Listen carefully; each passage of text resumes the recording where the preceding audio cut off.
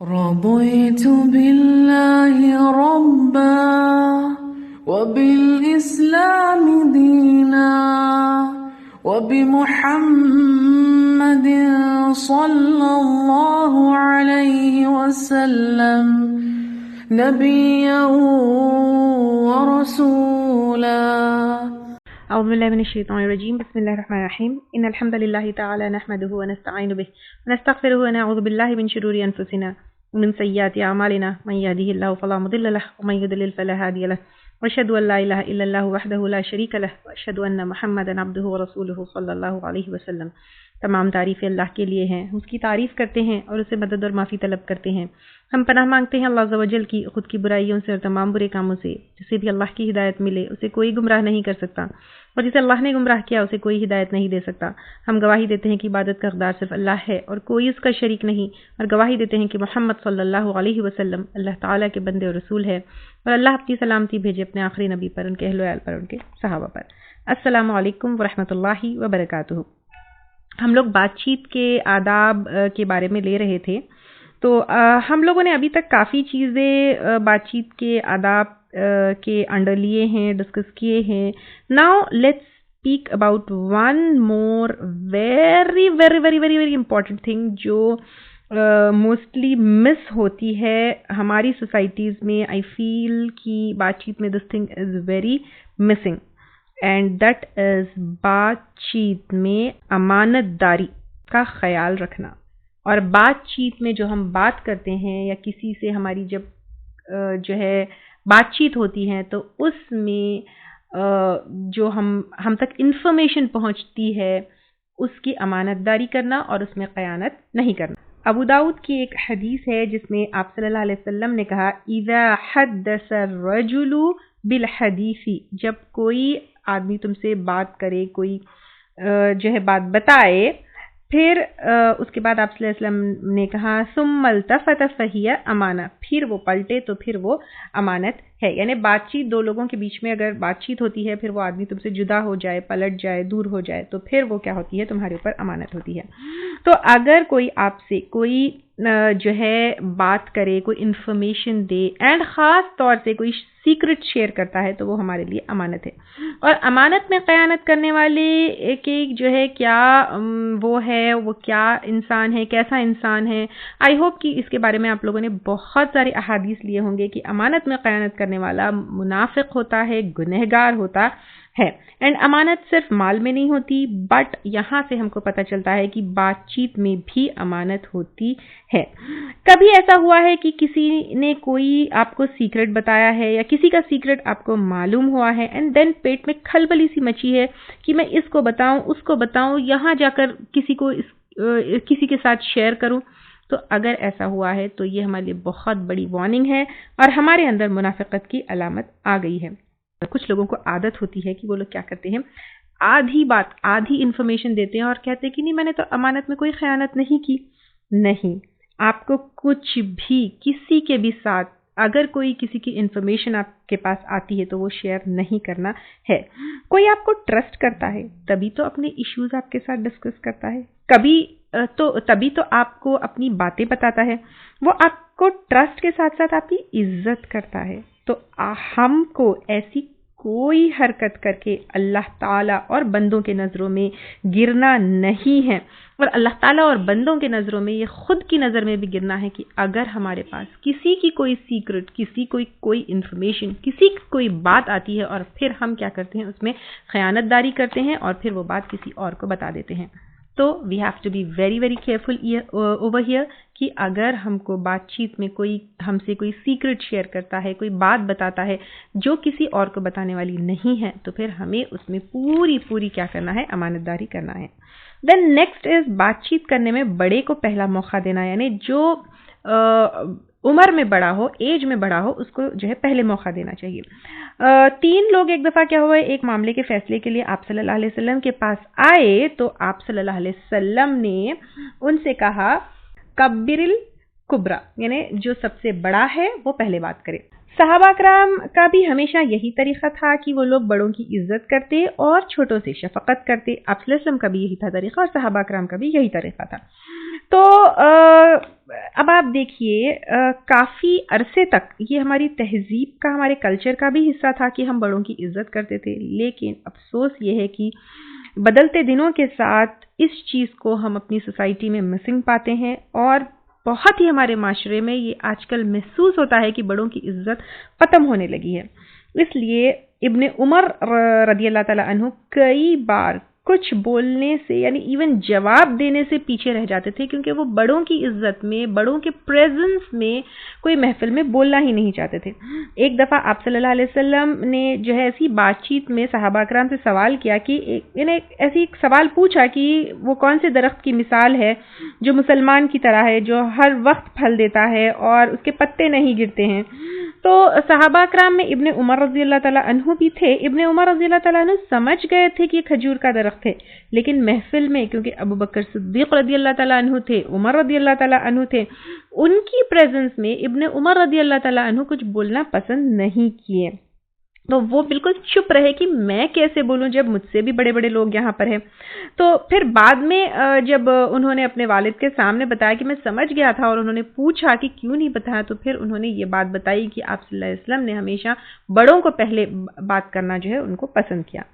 बातचीत में, गैदरिंग्स में, इसलिए हमको हमेशा ये चाहिए कि बड़ों को पहले बात करने देना चाहिए। यानी इवन अगर डिस्कशन चल रहा है, बातचीत चल रही है, कोई जो है कोई टॉपिक पे कोई बात छिड़ी हुई है, तो लेट एल्डर्स स्पीक फर्स्ट, क्योंकि यही तरीका हमको सिखाया गया है। कोई बात कर रहा है तो उसको इंटरप्ट भी नहीं करना चाहिए, भले ही कोई वाकया हो, कोई बात हो, कुछ भी हो रहा हो। बाज़ लोगों की ऐसी आदत होती है कि बातचीत में they don't allow others to speak, they speak and when the speaking is going on they just jump in and interrupt somebody. तो फिर यहाँ पे अगर कोई कुछ बोल रहा है, let the person complete what he जो है सेइंग, क्योंकि एक दफ़ा आप सल्लल्लाहु अलैहि वसल्लम एक महफिल में बात कर रहे थे, तो एक बद्दू ने आकर कहा क़यामत कब आएगी। यानी कोई और टॉपिक के ऊपर बात चल रही है, बद्दू बीच में ही जम्प्ड इन एंड आस्क्ड कि क़यामत कब आएगी। आप सल्लल्लाहु अलैहि वसल्लम क्या किए, he did not answer to that बद्दू, इंस्टेड ऑफ दैट आप सल्लल्लाहु अलैहि वसल्लम क्या किए, अपनी बात को कंटिन्यू रखे और उसको जो है अनसुना किया। एंड ही शोड कि ही डिसलाइक दैट कि एक बात चल रही है, बीच में जंपन करके आप कोई और बात करें। फिर जब आपकी बात पूरी कंप्लीट हो गई, यानी आप सल्लल्लाहु अलैहि वसल्लम की बात जब पूरी तरीके से कंप्लीट हो गई, आपने पूछा कहाँ है वो जिसने क़यामत के बारे में सवाल किया, तो बद्दू ने कहा मैं यहाँ हूँ।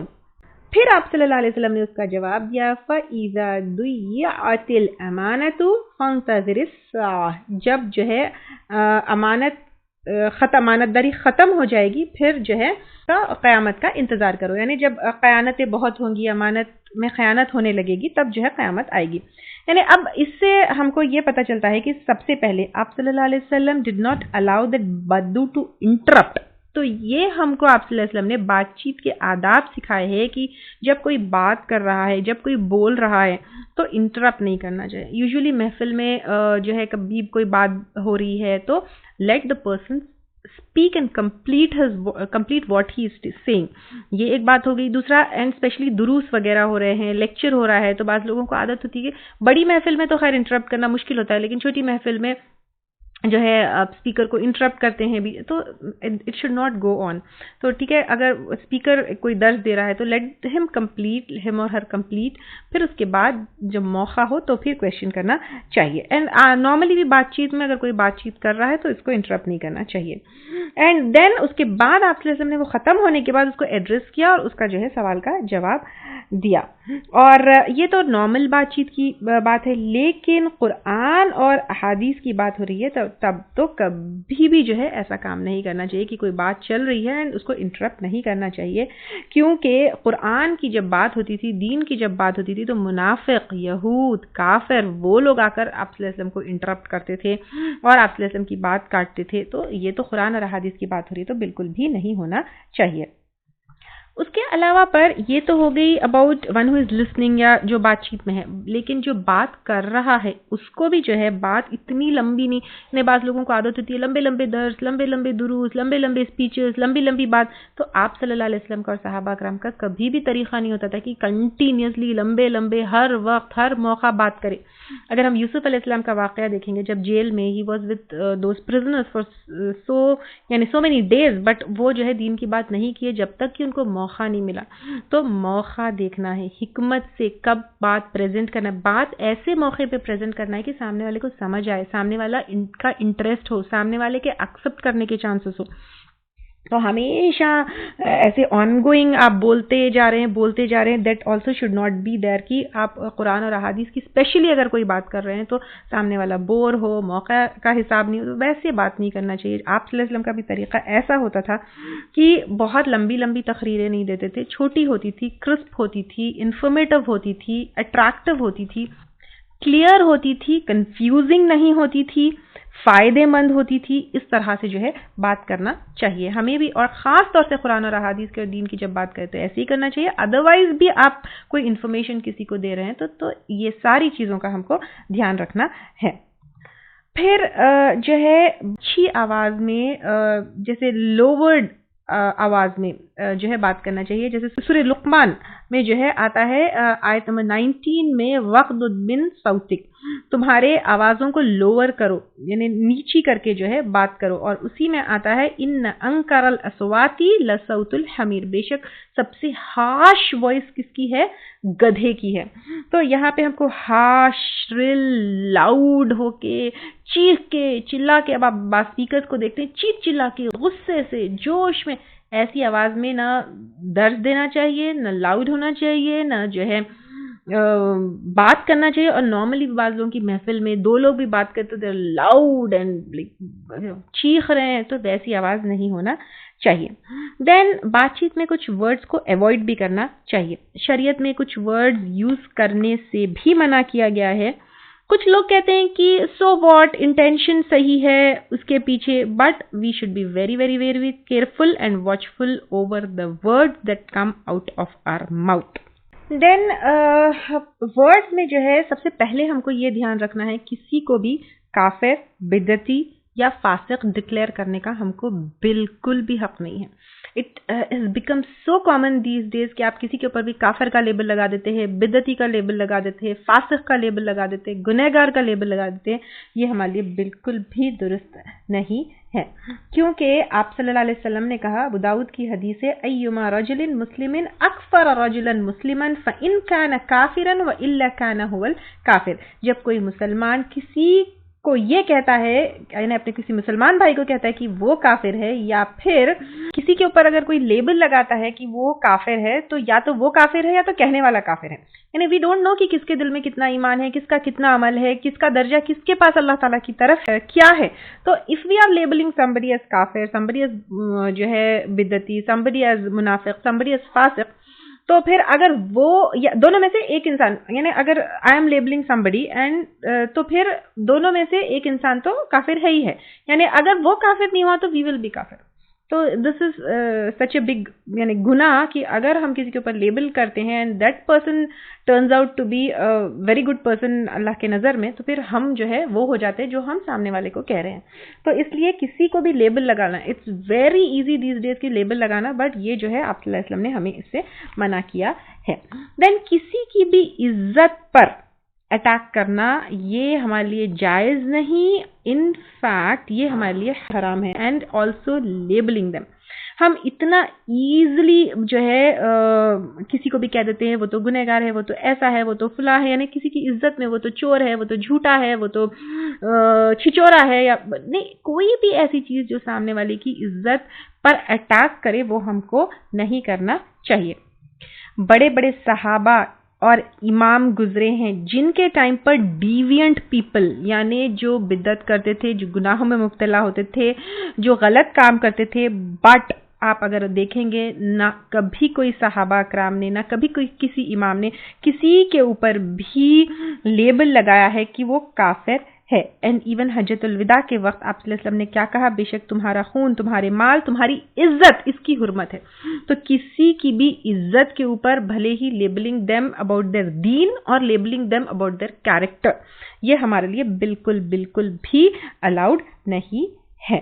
देन एक और चीज, बातचीत में हमको सामने वाले को जो है कभी कोई बात प्रूव करना है या अपनी बात में थोड़ा वेटेज डालना है, तो फिर क्या करता है इंसान, कसम खाता है। तो कसमों में एक चीज याद रखना है कि अल्लाह ताला के सिवाय किसी की भी कसम खाना जो है जायज नहीं है, न कुरान की, न रसूल की, नो वन, नो बड़ी, किसी की भी कसम अल्लाह के सिवाय हम नहीं खा सकते हैं, न जिन की, न पहाड़ की, न जमीन की, न किसी चीज की, न माँ बाप की, क्योंकि कसम में वी ग्लोरीफाई दैट एंड अल्लाह ताला के अलावा nobody is worthy of glorification. लेकिन अफसोस ये है कि जिंदा की, मुर्दा की, माँ बाप की, औलाद की, किन किन चीज़ों की कसम खाते हैं। तो कसम खाना अल्लाह के सिवाय किसी और की, ये गलत है, ये गुनाह है। इनफैक्ट क्या है, हदीस में आता है कि मन हलफ बिगैरिल्लाहि फक़द कफ़र औ अशरका, जिसने अल्लाह के सिवाय किसी और की जो है कसम खाई उसने कुफ्र किया या शिर्क किया। तो अल्लाह के सिवाय किसी और की कसम खाना कुफ्र और शिर्क के दर्जे पर आता है, ये इतना बड़ा गुनाह है।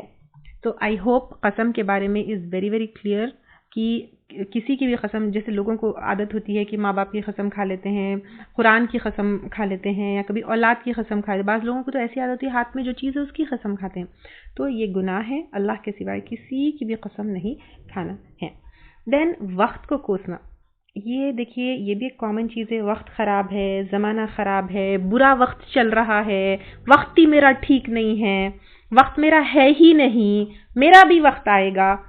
क्योंकि हदीस में आता है, आप अल्लाह ताला ने कहा अनद्दहरु, मैं ज़माना हूँ, अल अय्यामु वल लयाली ली उजद्दिदुहा व अबलीहा व आती बिमुलूकिन बाद मुलूक। अल्लाह ताला जो है यहाँ पर कह रहे हैं कि दिन और रात मेरे हैं, मैं उनको लाता हूँ और मैं उनको ख़त्म करता हूँ, और फिर मैं बादशाहत के बाद बादशाहत लेकर आता हूँ।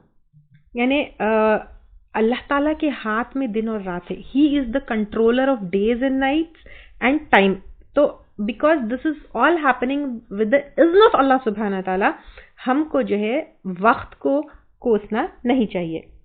यहाँ पर अल्लाह ताला जो कहते हैं अनद्दहर, उसका मतलब होता है one who causes events, accidents.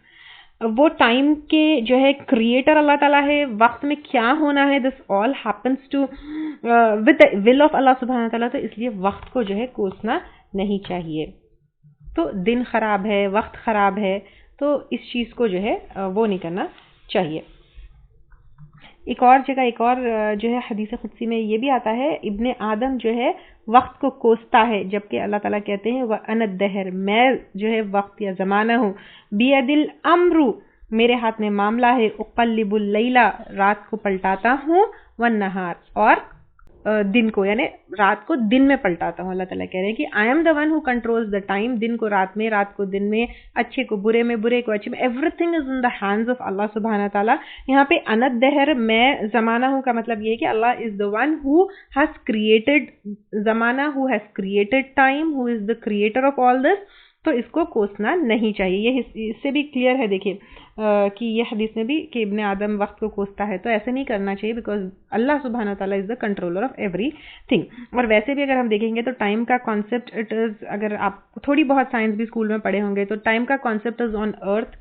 अगर अर्थ से हम निकलेंगे तो टाइम का concept will be totally different, because ये जो दिन है 24 आवर्स का, या फिर साल है 365 डेज की, तो it all depends on rotation and revolution of sun, जो which happens only on earth. When we go out of the space it will be of total different meaning, totally different. तो एक छोटा सा अंदाजा लगाने के लिए हाउ अल्लाह सुब्हाना ताला इज क्रिएटर ऑफ टाइम, मैं आप लोगों को ये बात बताई हूँ। खैर एनीवेज, बात यहाँ पे ये कर रहे थे हम लोग की वक्त को कोसना नहीं चाहिए कि वक्त ख़राब है, दिन ख़राब है या मेरा तो बुरा वक्त चल रहा है।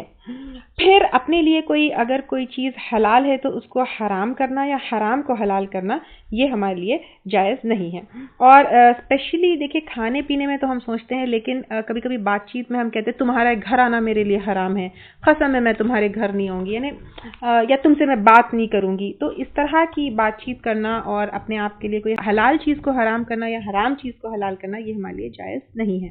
क्योंकि सूरह नहल आयत नंबर 116 में अल्लाह ताला फरमाते हैं वला तक़ूलू लिमा तसिफू अलसिनतुकुमुल कज़िबा हाज़ा हलालुन व हाज़ा हरामुन।